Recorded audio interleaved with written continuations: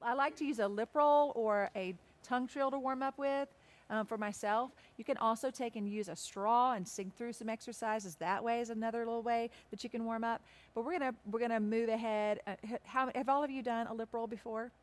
I made the right. Do that with me one time. Here we go. Let's pretend you can pretend you have a car going down the road if you don't know how to do it otherwise. But you can also do right.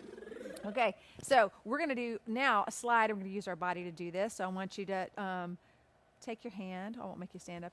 And we're going to, as low as you, I'm going to start low with our voice. And we're going to just do it on a. So we'll go,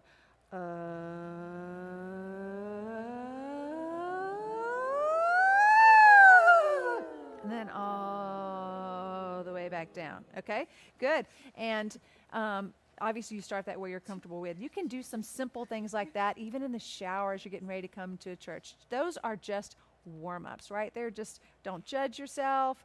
Don't get angry if you don't hit certain notes on this. You just let yourself sing through and warm up your voice on those, all right? Now, when we get to the exercises that I consider a workout, and sometimes I use these synonymous. Sometimes I'll send people something and I'll say, I'm sending you a workout. It can also be used as a warm-up because as you start it gently, you're warming up. But then what I mean by the workout are some things that are very specific to working on maybe the different registers in your voice.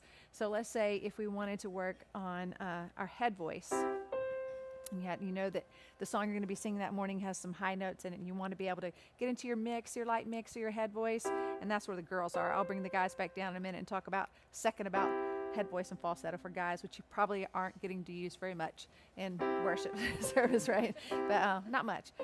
Girls here, let's do whoop. So we're going to do a big W and a P on the end to help make a connection at the end. So we'll do whoop, whoop, whoop, whoop. Try it with me. Whoop, whoop, whoop, whoop. Uh-huh. Whoop, whoop, whoop, whoop. Nice and clear. Whoop, whoop, whoop, whoop. Yeah. Yeah, and you want to be able to make that connection up there without letting a lot of air come into your tone. I think one of the biggest mistakes we do with head voice up high is feeling like the only way it's going to come out is if we add a lot of air to it, or letting that air sneak out. And so we talked a little earlier in the other group about how to add air to your tone or take it away. So if you want to know more about that, you can ask some of the ladies and gentlemen who came earlier, and maybe they can show you some of the things we did.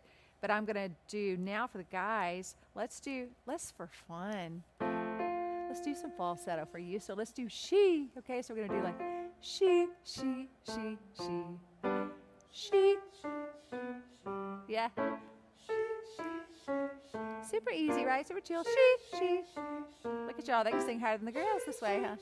So that's really your falsetto. You do kind of have some head voice, too, that you can use. It's slightly different from falsetto. It has a little more tone to it. Sometimes guys don't really get to that or use that at all, because if you've been in a choir a lot, maybe you've used it, but some guys have trouble accessing it. But let's give it a little try.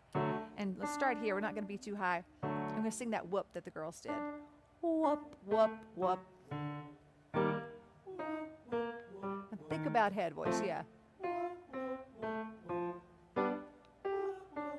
That got a little bit of strain or a pull, so watch out for that. Whoop, make it go over the top without pulling up, stretching. And we're going to talk about that. There's three things that I think will help you be a better singer. And I said two in the earlier, but I do think there's two. But then I've got to add something to it tonight for you guys. It's is accenting the sound at the first part of the word, the consonant or the vowel when you're singing a song to communicate the lyric. So it brings energy. It helps you sing in tune a little bit more. It's a really nice, wonderful thing. And the other thing is to sing, open your mouth north and south instead of east and west. Not so much wide and letting it pull up your larynx, but opening this way. And there'll be some examples of that, I'm sure, when we sing up here in a minute. So I'll show you that and practically how that works. The other thing that I want to say, though, it is super important and will make you a better singer, is to ruthlessly avoid strain. So I want you to strain looks, feels, and sounds like strain. So I want you to really especially be aware of what it feels like. because we can't always see ourselves, right? I do want you, hopefully you are watching your video of yourself, you're watching yourself when you sing sometime at home and practicing that way, but we're not always seeing ourselves. And so when especially leading worship out here, other people are looking at us and watching, you know, but we're not noticing maybe some little things that we might be doing that are strange, but we could feel them if we're aware. Sometimes the reason I think that folks get into real trouble and really hurt their voices is because they just sort of got used to it. It started to feel like that's what they had to do to sing. Singing got gradually a little bit harder, a little more difficult, and they just thought, that's what I got to do, and I'm on the schedule this week, so I just got to like muscle it out, right? And so they weren't paying attention to what was happening in their voice. So I want you to be careful of that and take care of your voices.